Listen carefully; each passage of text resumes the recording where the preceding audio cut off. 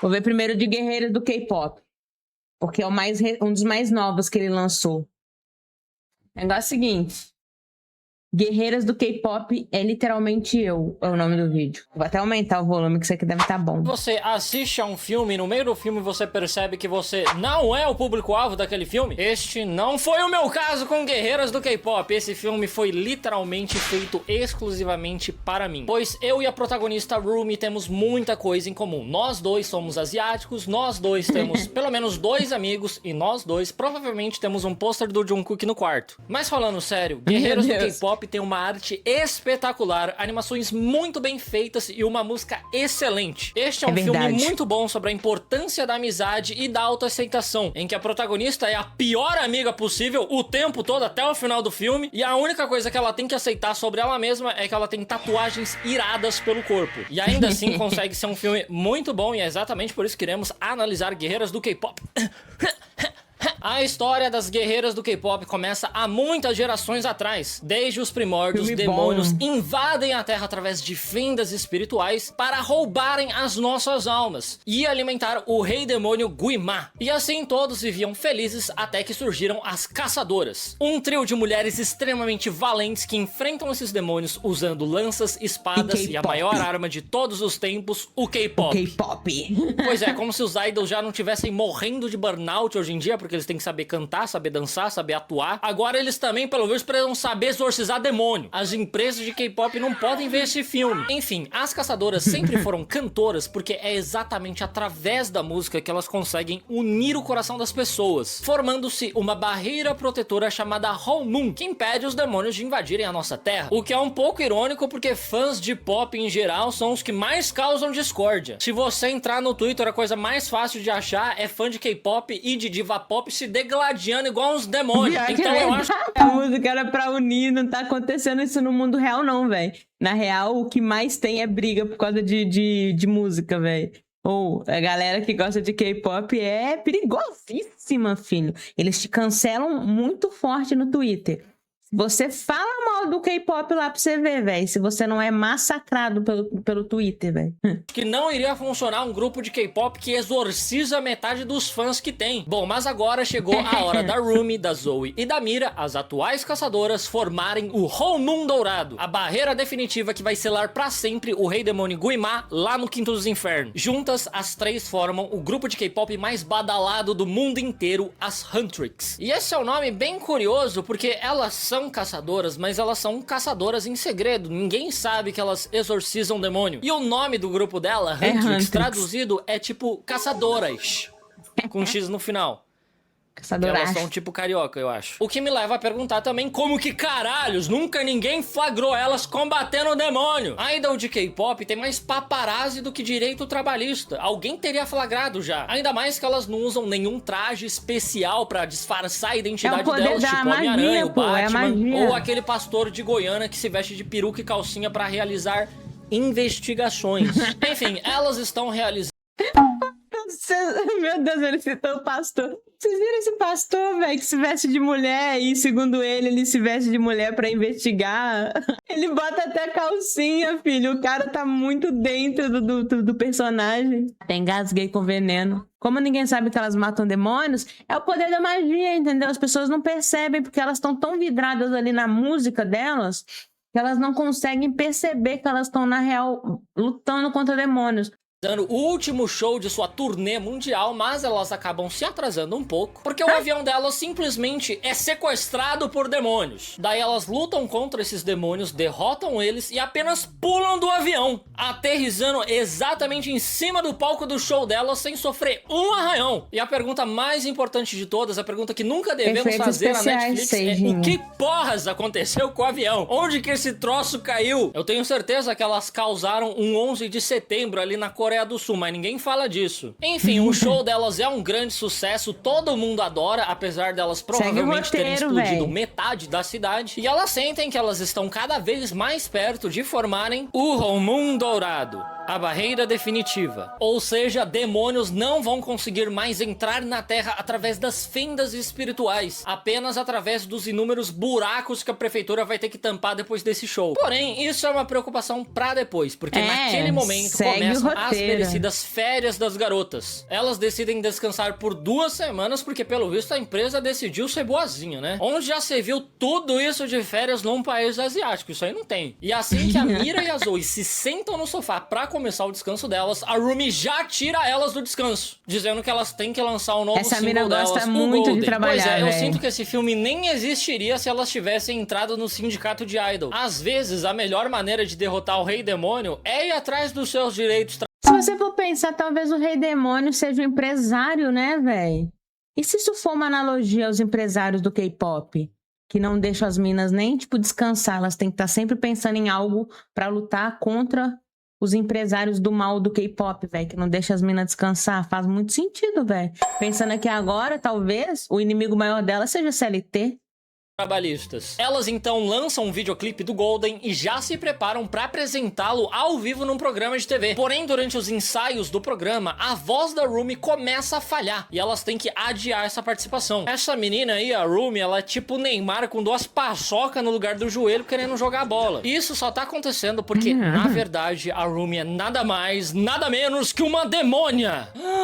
Na verdade, ela é uma meia demônia. A mãe dela era humana e o pai dela era um demônio. E é muito engraçado que o filme se recusa a elaborar mais do que isso. Quem caralhos é o pai dessa menina? Eu não tenho a menor ideia. Foda-se a gente. Cigarro, é uma né, das véio? primeiras experiências de cinema 4D em que o espectador vive na pele a sensação de não saber quem é o seu pai. Bom, e todos os demônios têm Uma marcas grande demoníacas parte dos espalhadas brasileiros. pelo corpo que se assemelham muito a tatuagens iradas dos anos 2000. E com a Rumi não é diferente. Ela tem essas marcas demoníacas que estão se espalhando cada vez mais e roubando a sua voz. Se você for pensar bem, K-pop não tem tatuagem geralmente, né? Eu acho que não é legal. Eu acho que lá não pode ter tatuagem. Então, só o fato dela ser tatuada já é um grande problema pra ela, pô. Faz analogias à vida real aqui, ó. Com certeza é as marcas demoníacas que tá roubando a voz dela. Não é o fato que ela tá com burnout desde os 9 anos de idade. O dia que a Rumi, a Larissa Manoela e a Maísa decidirem sacar o FGTS delas, o país vai à falência, né? Claro, ninguém sabe desse segredo da Rumi com E a Jade Picon, velho, que fez seu primeiro milhão aos 12 anos. Esqueceu dela, mano. São da Celine, que era da geração anterior das Caçadores e era a melhor amiga da mãe da Rumi, que já faleceu. E também foi a Celine que treinou as Huntrix e ela também foi responsável por traumatizar a Rumi, porque ela sempre ordenou que a Rumi escondesse aquelas marcas demoníacas, aquelas tatuagens iradas de todo mundo, inclusive da própria Mira e da Zoe, suas amigas de grupo. Sim. E aí, naturalmente, ela cresceu morrendo de vergonha dessas tatuagens iradas e ela teve que se privar de muita coisa. Por exemplo, ela nunca pôde tomar banho na casa de banho junto com as amigas dela.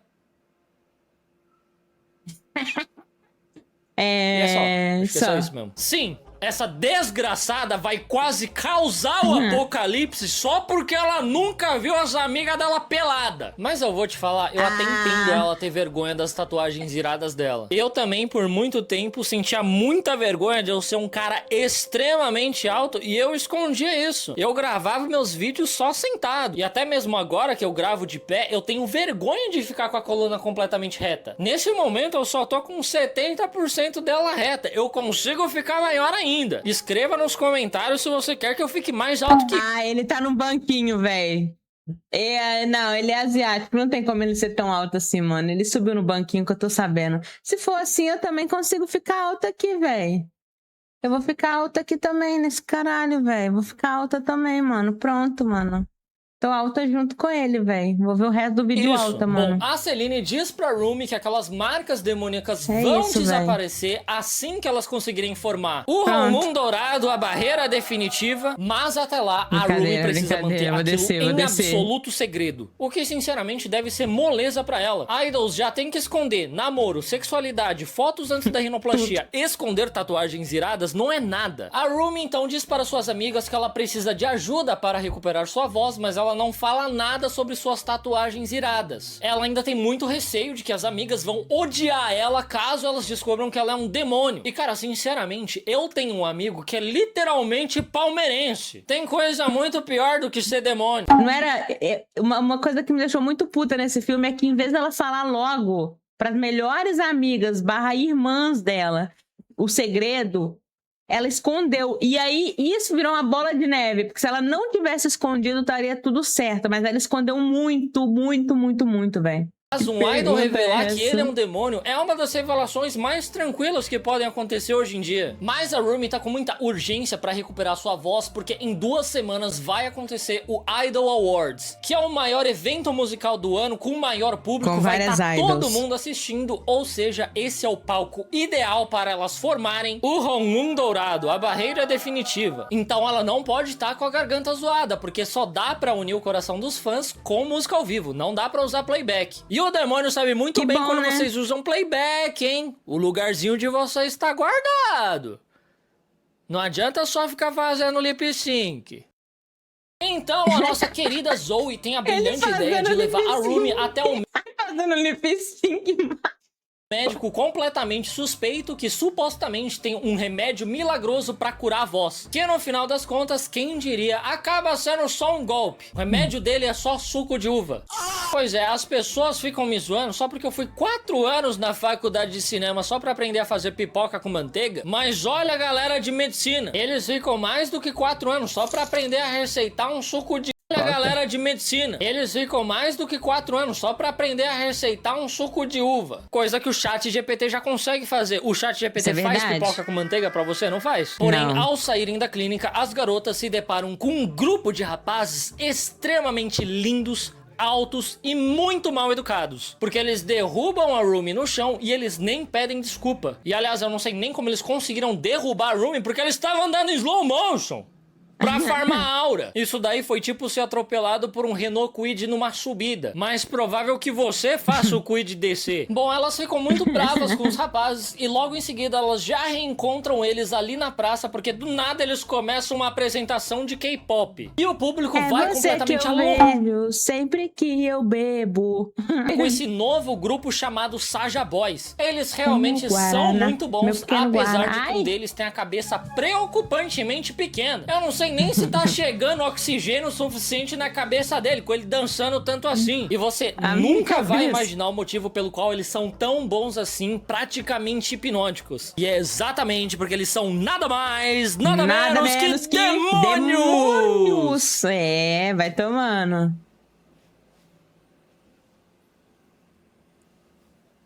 Tá surpreso? Mas eles são diferentes, porque eles são bonitos e eles não atacam ninguém. E faz muito sentido existir uma boy band composta por demônios, porque se algum membro fazer alguma coisa ruim, não tem como cancelar. Meio que já tava óbvio que eles iam aprontar, porque eles são demônios. Aqui no Brasil, por exemplo, a gente podia fazer uma boy group com a galera da série Tremembé. Podia ser os Tremem Boys. Se a gente descobrir que um deles não tá pagando pensão pro filho deles, meio que vai ser a coisa mais leve que eles já fizeram. Bom, mas esse rapaz do Saja Boys de cabelo preto é um demônio chamado Dinu, que criou o plano perfeito para acabar com as Huntrix, indo atrás daquilo que mantém o Honmun ativo: os fãs delas. E pra isso ele pretende criar um grupo de K-pop que faça muito mais sucesso que as Huntrix. O que sinceramente não faz o menor sentido, porque grupos diferentes de K-pop podem coexistir sem que nenhum precise ficar canibalizando os fãs do... Principalmente se forem de sexos opostos, né? Tipo, os grupos... Ai, é isso, ainda mais véio. se tratando de um grupo masculino e um grupo feminino. É, vocês podem ter públicos diferentes e até mesmo aquele público que eles têm em comum. Não precisa escolher entre escutar um ou escutar outro. Véio. Pode escutar os dois. Isso daqui é música, não é futebol. Não é a porra do Grêmio versus Internacional. Dá pra ser fã dos dois. Enfim, as nossas garotas se preparam pra matar esses demônios, como demanda o trabalho delas. E à noite elas seguem eles até uma casa de banho, onde os Saja Boys invocam demônios menores pra lutarem contra elas enquanto eles escapam. A Rumi luta contra o Dinu e ele faz um corte na manga dela, revelando a sua marca demoníaca no braço. Tirou a sua calcinha, deixando-a apenas de calcinha. E o Dinu fica... Seria muito interessante, mas como é pra não é pra adultos esse filme, né? Não rolou a calcinha. E lembrando que em coisas coreanas não tem também esse tipo de coisa, né, velho? Os caras só pegam na mão e é isso, mano. Ele vê o braço dela ali, é quase um casamento já, tá ligado? Choque. Ai, porra. De ver tanta pele assim numa mulher, porque ele é de 400 anos atrás. O Dinu fala, na minha época não tinha essa pouca vergonha não, hein? Mentira, ele fica em choque que existe uma caçadora que é meio demônia. E por hora ele decide ajudar ela a manter isso em segredo das amigas dela. Ele esconde aquela marca. Pois é, você não acha também muito legal quando todos os demônios são completamente do mal, mas o único demônio que tem um pouquinho de bondade assim, também por acaso acaba sendo um cara extremamente bonito e alto, igual o Dinu, né? Eu adoro esse tipo de coincidência. Eu não acho muita cara de pau, né? Os Saja Boys escapam e as garotas derrotam os demônios inferiores. Mas quando elas voltam para casa e olham pela janela, elas percebem que o Romum está cheio de fissuras. Pois é, elas já estão perdendo o amor dos fãs delas. Isso que não faz nem 24 horas que os Saja Boys estrearam. Eu acho que nem jogador de futebol que é casado com uma loira é tão infiel quanto os fãs das Huntrix. As garotas então ficam muito bravas e decidem partir com tudo pra cima dos Saja Boys. E dessa vez, ao invés delas simplesmente matar eles, acabar com eles de uma vez por todas, elas decidem fazer algo muito, 1000 vezes pior. Elas decidem escrever uma música falando mal de demônio. Isso sim vai mostrar pra eles quem é que manda. Isso é 1000 vezes pior do que a própria morte, cara. Você escutar uma música falando mal da sua espécie. Demônios são um lixo.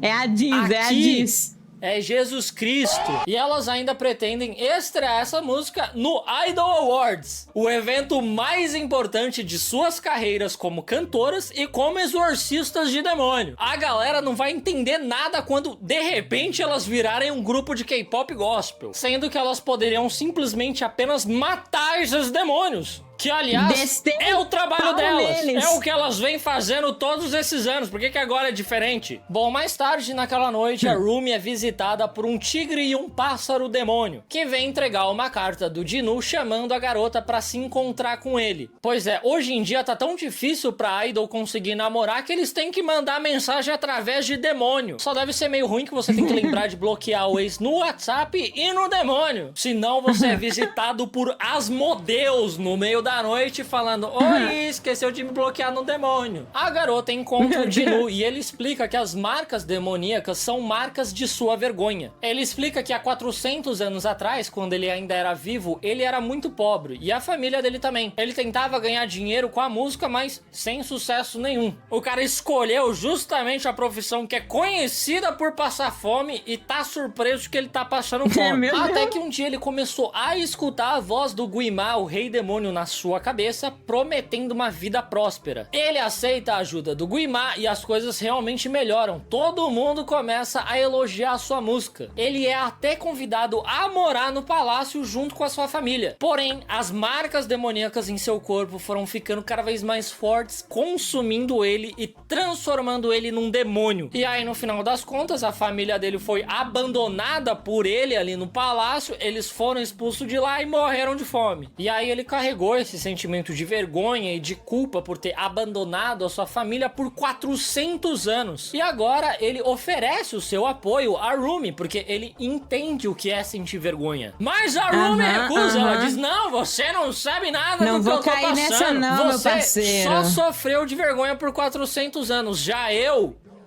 literalmente não posso tomar banho com minhas amigas, cara.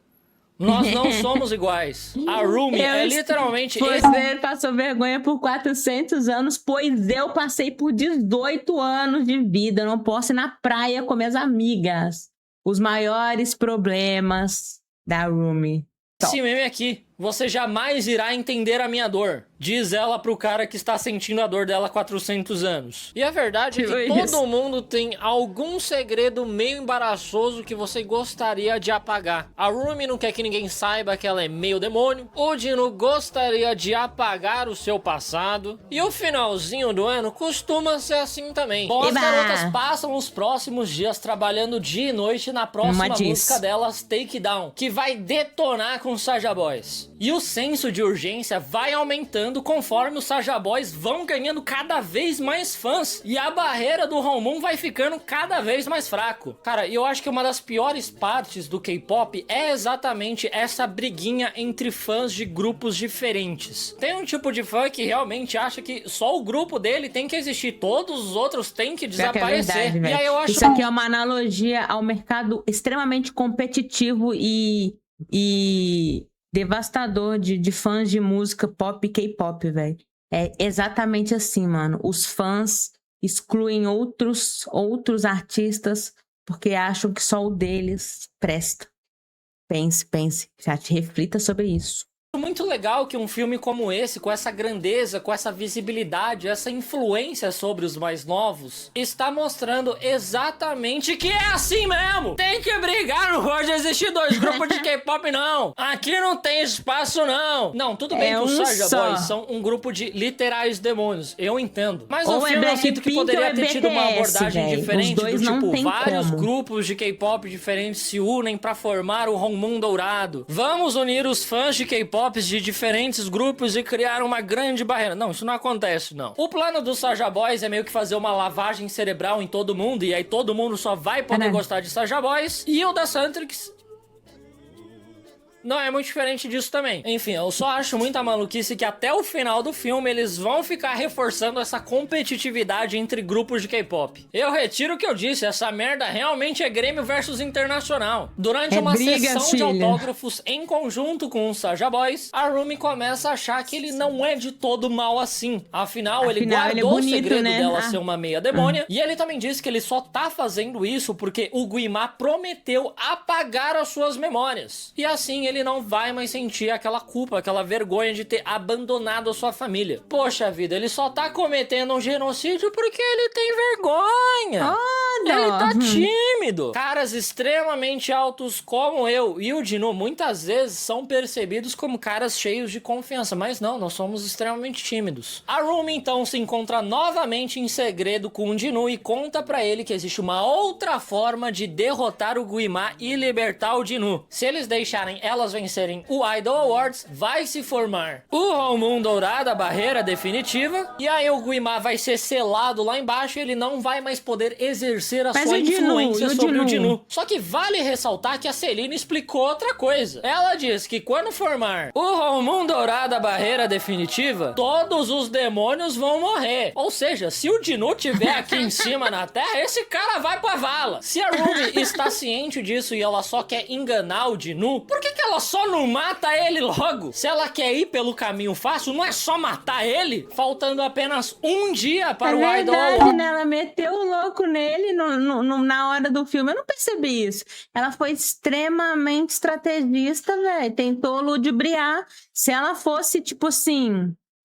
Se ela fosse, sei lá, uma asiática de vestido vermelho, cabelo curto preto, ela teria conseguido enganar ele facilmente, velho. Mas como ela tem cabelo lilás, ela não conseguiu, né, mano? A Rumi diz para as garotas que ela sente que o Take Down não é a música certa para elas apresentarem. Porque é uma música cheia de ódio, isso não vai unir os fãs delas. E aliás, eles nem vão entender porque caralhos elas estão xingando tanto demônio assim. Da onde que surgiu essa merda? E eu concordo, a única música capaz de unir o coração de todas as pessoas do mundo inteiro é a música We Are Charlie Kirk. Essa é uma belíssima música que consegue unir os fãs do Charlie Kirk, que gostam dessa música não ironicamente, e os haters do Charlie Kirk, que gostam dessa música ironicamente. É a única música... Não, a única música que une o mundo inteiro é aquela que o Michael Jackson fez lá com a galera, sabe? You are the world.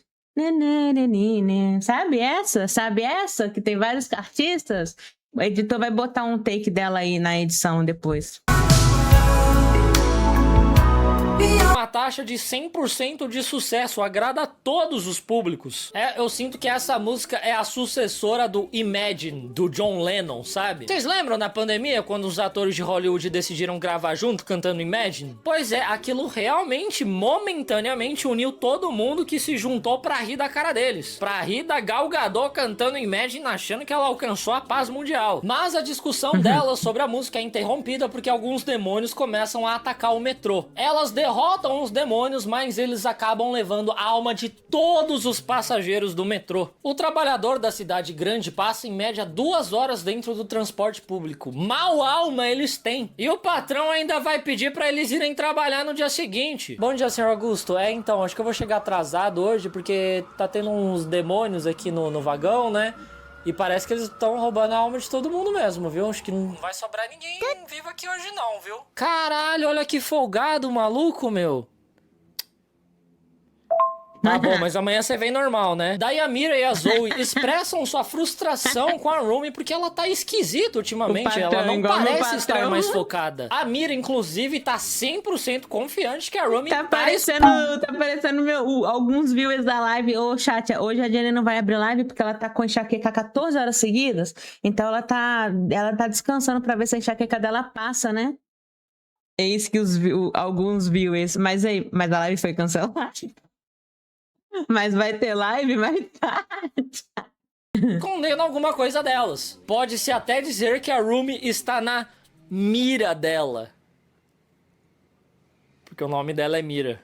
Esqueça essa piada. À noite, a Rumi se encontra novamente com o Jinu e diz que desde que ela conheceu ele, a voz dela vem melhorando. E isso porque pela primeira vez na vida, ela não precisa ter vergonha de quem ela é. Pois é, o trabalhador tá tendo a sua alma sugada pelo demônio, ela tá fazendo as amigas dela trabalharem até a exaustão, enquanto ela fica de namorico com o demônio. Com o cara que tá causando tudo isso. E é muita cara de pau, né? Mas para o Jinu também tem sido melhor desde que ele conheceu a Rumi, porque pela primeira vez na vida ele deixa momentaneamente de escutar a voz do Guimá em sua cabeça. Naquele momento, a única voz, pelo visto, é a voz da cabeça do pau dele, né? Que tá falando bem alto. Daí o Jinu diz que ele vai seguir com o plano da Rumi e ele vai fazer os Saja Boys perderem de propósito. E é muito legal como a Rumi não tem dignidade nenhuma mesmo. Ela só quer ir pelo caminho mais fácil. Parece que em nenhum momento ela realmente pensou em ganhar dos caras no talento musical mesmo.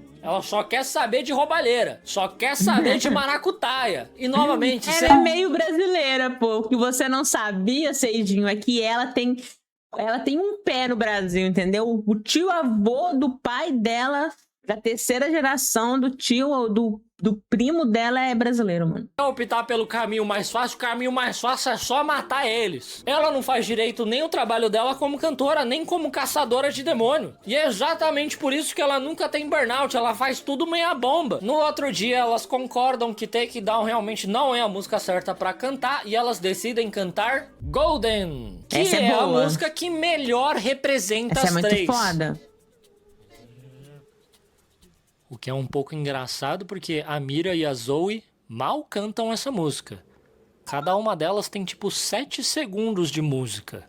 O resto é tudo a Rumi. Ou seja, realmente é a melhor música que representa esse grupo. E o mais engraçado de tudo isso é que a música dos Saja Boys tem uma distribuição de versos da música muito melhor entre os membros do que o das Huntrix.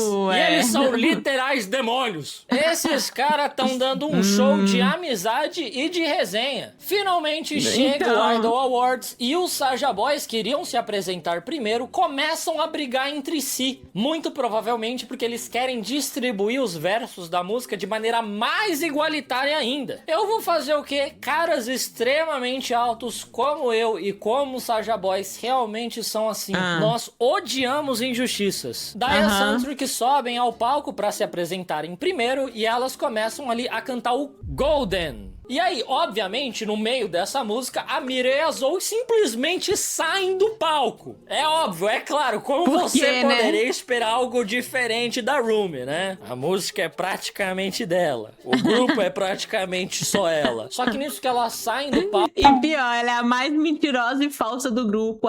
A única demônia no grupo. E o grupo é todo dela, sendo que elas são caçadoras de demônio. Faz muito sentido, real.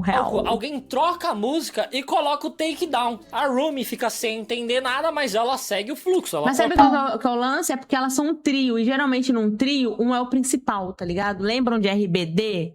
No RBD eram 6, mas tipo assim, eram 3 mulheres e 3 homens. Só que das 3 mulheres, a Mia era a principal. E dos 3 homens, o Pacheco, foda-se, era o principal, entendeu? No caso do Saja Boys, é um grupo real, são 5, 6, não sei quantos. É uma boy band, então todos fazem alguma coisa. Mas quando é tipo 3 minas, geralmente uma é a principal e as outras ficam só ali de dancinhas, tá ligado? Isso aqui é comum. Começa a apresentar ali o takedown. Porém, sobem 2 demônios no palco disfarçados de Mira e Zoe. E eles ficam desestabilizando a Rumi, dizendo que eles sabem do segredo dela, sabem que ela é um demônio. E ela fica completamente em choque. Como que alguém iria descobrir que ela é um demônio se ela é praticamente um anjo no dia a dia? Ela dá um berro, quebra todos os equipamentos de luz com a sua voz e ela foge do palco. E aí eles são obrigados a cancelar o Idol Awards. Sendo que uns dias atrás a desgraçada derrubou um avião no show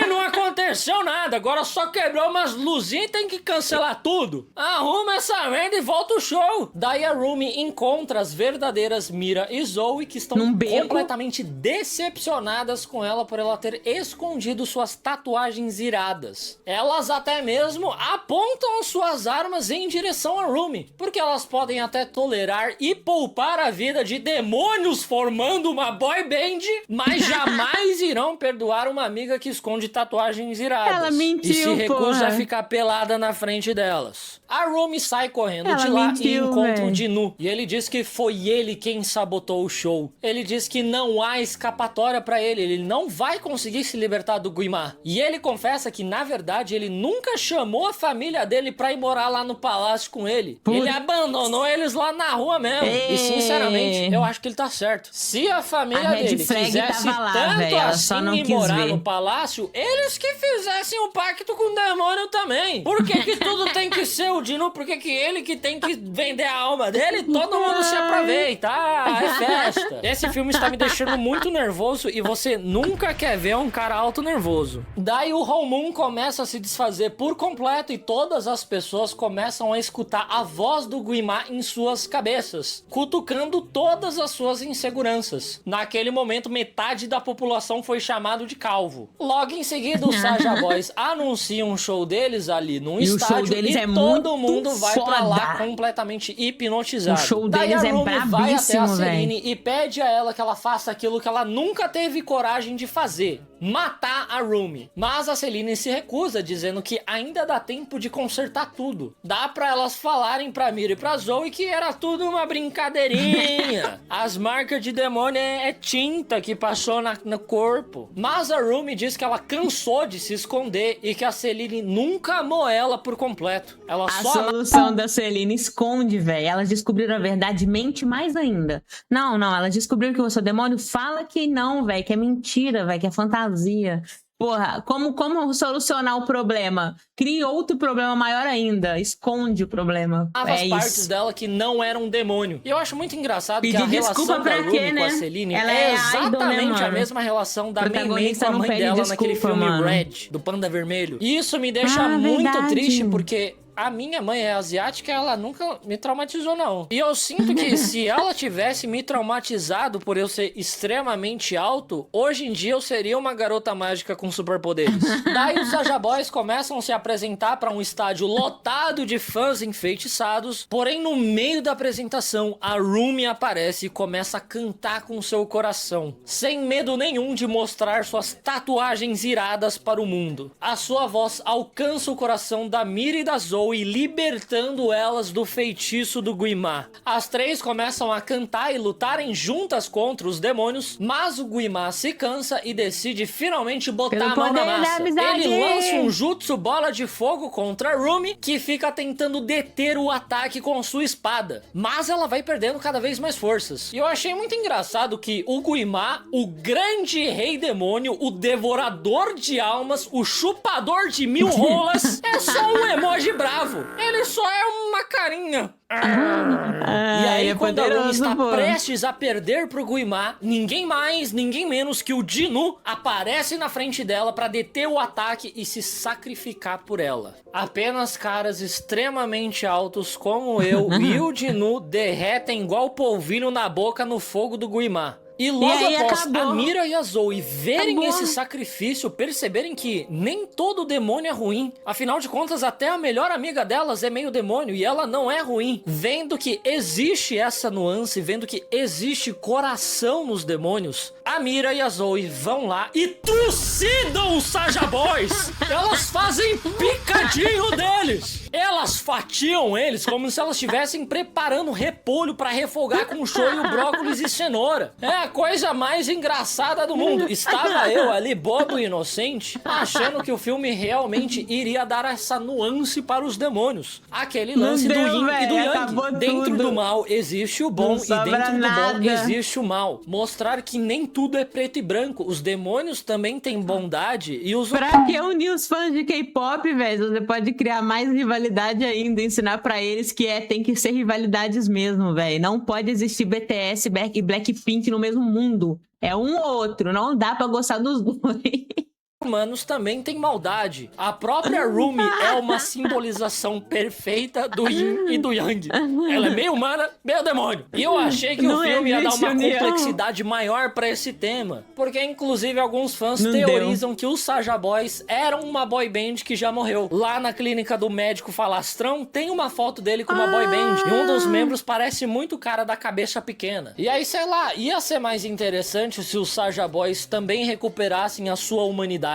Se juntos, os Saja Boys e as Huntrix se unissem pra derrotar o Guimá e ao mesmo tempo mostrassem que essa competitividade entre os grupos de K-pop é algo muito bobo. E eles podem unir todos os fãs para formar um grande Homun. Mas não vai ter nada disso não. Demônio é tudo ruim. Demônio é tudo lixo. Aqui é Jesus Cristo. Daí, com a ajuda dos fãs, as caçadoras começam a cantar juntas e conseguem derrotar o Guimá, formando o Homun colorido RGB. Quem diria que o segredo pra derrotar o diabo seria distribuir melhor os versos da música, né? E aí elas finalmente decidem descansar, tirar aquelas férias, elas tomam banho juntas finalmente e 5 minutos depois elas já voltam a trabalhar. Parece que no final elas não aprenderam porra nenhuma com esse filme. Na verdade, ficam aqui as grandes lições que eu aprendi com esse filme. Burnout não existe, não tenha vergonha de ser alto e veja os seus amigos pelados. É pra derrotar o demônio, eu juro. Pior que é verdade, né? Ou não dá pra ver análise de filme não, velho. Que tu quebra totalmente sua percepção sobre o filme, velho. Papo reto, mano.